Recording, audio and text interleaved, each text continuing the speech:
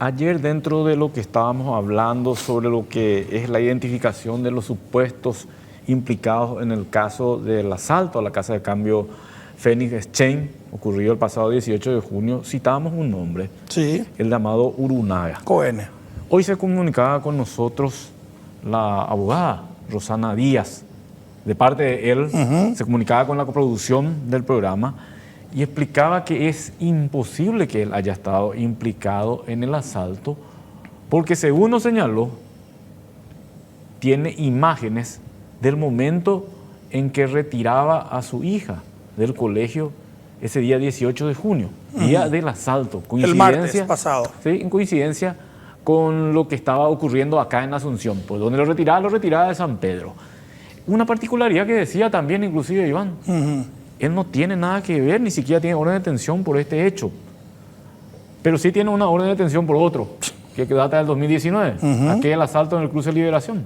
Sí. ¿Te recordarás? De hecho, ayer estábamos mostrando la publicación del año 2021 por un asalto fatal que ocurrió en el municipio ahora denominado Liberación. 2021. Bueno. 2021, cuando un grupo comando literalmente tomó la ciudad, sí, volaron el Banco Visión, ahí vemos, robaron la plata que había dentro, pero también mataron a 2 civiles cuando eso, un muchacho de 18 años y un fotógrafo que venía de un evento particular y le alcanzaron la ráfaga de disparo. En plena pandemia. Así mismo. Nos explicaba eso. Entonces, cumplimos en señalar esa parte, de que ya la abogada tiene evidencias de que él no participó del asalto. Ahora, también estuvimos haciendo las averiguaciones con los investigadores de dónde surgió el nombre, cómo salta, cuál es la sospecha en todo caso. Y es que posiblemente él le entregó una de las armas que fue utilizada durante ese asalto.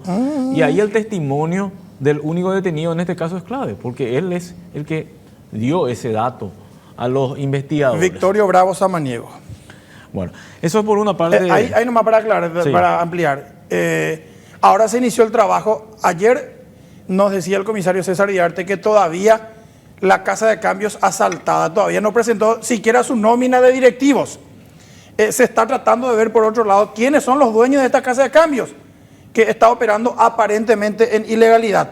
Y saltaron nombres como el de Marcos Antonio Jara Florenciano, por ejemplo, y también hay otro nombre que saltó, el de Bernardo Barrios Burgos.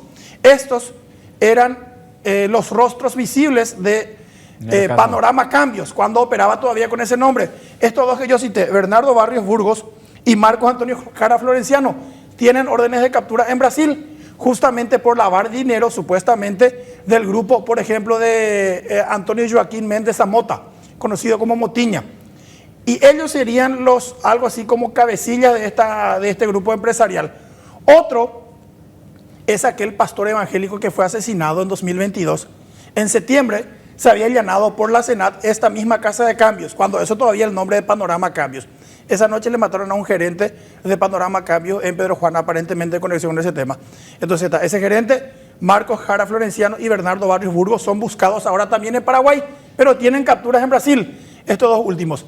El verdadero dueño de la casa de cambios, el que no aparece en papeles, según la investigación de la policía, es un tal Pinazo. De acuerdo con la investigación que está llevando a cabo la Policía Nacional y que también ha apoyado en el trabajo de la Fiscalía que está indagando este asalto. O sea, la Fiscalía y la Policía están investigando. Se robó la plata, se robó mucho más de lo que se denunció. Punto raro. Lo otro, ¿quién es lo que son los dueños de esta casa de cambios? ¿Por qué tenían tanta plata en negro?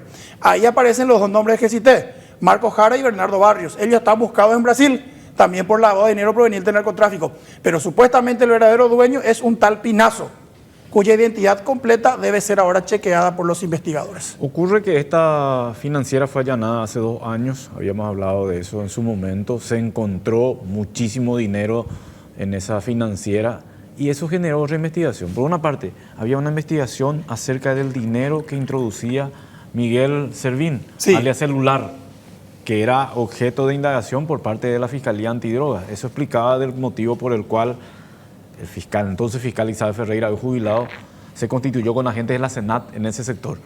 Al mismo tiempo, el fiscal antidrogas de Niyunpac también allanaba FECambios. Sí, que es otra casa de cambio asociada. Pero iba todo en torno a lo que era Miguel Celular Servín. Ahora, encontraron dinero de por medio y ahí abrió otro panorama. Acá encontraron. Lo cual implicó, Iván, la apertura de dos investigaciones que están abiertas hasta ahora, no se cerraron tampoco.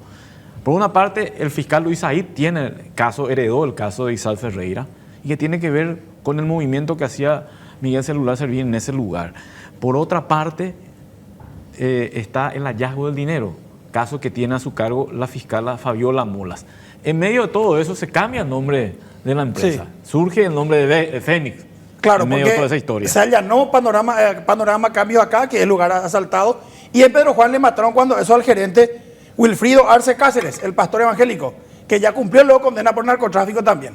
Y ahí después de eso es que cambian el nombre a Fénix, que es la denominación actual que fue asaltada. Ese es el panorama. Y entre paréntesis nomás, en medio de todo esto, Iván, ¿qué información precisa? Y voy a insistir en esto. ¿Qué información precisa tuvieron los asaltantes para ir hasta el lugar? Sabían que había muchísimo dinero, que probablemente ese dinero era en negro. ¿Quién les dio el aviso a ellos? Y alguien de adentro es.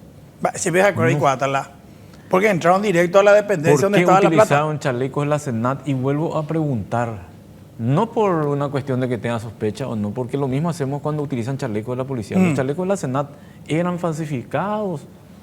No se encontraron en los allanamientos que se hicieron. O sea, acá hay muchas cuestiones. No estamos hablando de un caso que ocurrió nomás la semana pasada, el 18 de junio, y ya está.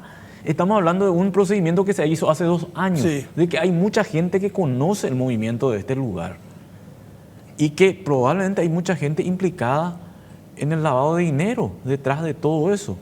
Exactamente, y vamos a contrastar más fuentes, ¿verdad? Vos decías 1 que sería la cabeza y 3 que estaban dando la cara, entre ellos el pastor, ¿verdad? Sí. Cuando yo estaba preguntando ayer, ¿quién estaba metido en esto? Hay 1 que probablemente esté preso, así me dijo, que probablemente esté preso, y 3 que eran sus socios. Entonces coinciden, son 4 los que están... Repito, esto se allanó hace 2 años por la Senat en conexión con las operaciones de Miguel Celular, supuesto narco que está preso a punto de ir a juicio ahora por tráfico de cocaína. Cuando eso se llamaba Panorama Cambios. Y los rostros visibles de Panorama Cambios eran un tal Marcos Antonio Jara Florenciano, que llegó a ser secuestrado en Pedro Juan Caballero, también hace unos años.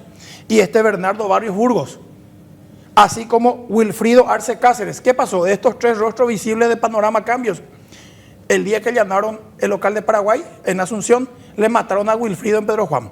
Entonces quedaban Jara Florenciano y Barrios Burgos. A ellos la policía les está buscando ahora para interrogarlos. Ustedes siguen siendo los directivos de ahora Fénix Exchange. ¿Y sabe qué pasa? No les encuentran. ¿Por qué? Porque están aparentemente en el lado brasileño. Pero en el lado brasileño tienen orden de captura por lavado de dinero proveniente del narcotráfico, con un esquema mucho más grande que es el de Motiña, que está prófugo también. Y de la averiguación de la policía y de la fiscalía, un tal Pinazo sería el verdadero dueño de esta casa de cambios que tiene varias sucursales tanto en Asunción como en Pedro Juan. Pero fíjate qué complicado se volvió todo esto, y con esto terminamos esta parte. Tiene que haber un control de estas casas de cambio, un control estatal. Tiene que intervenirse Prelat y también. No hay. Y funciona en pleno Villamorra. O sea, no es una cuestión que está ahí escondido. Fíjate que nosotros estamos contando el apellido del que sería el verdadero dueño.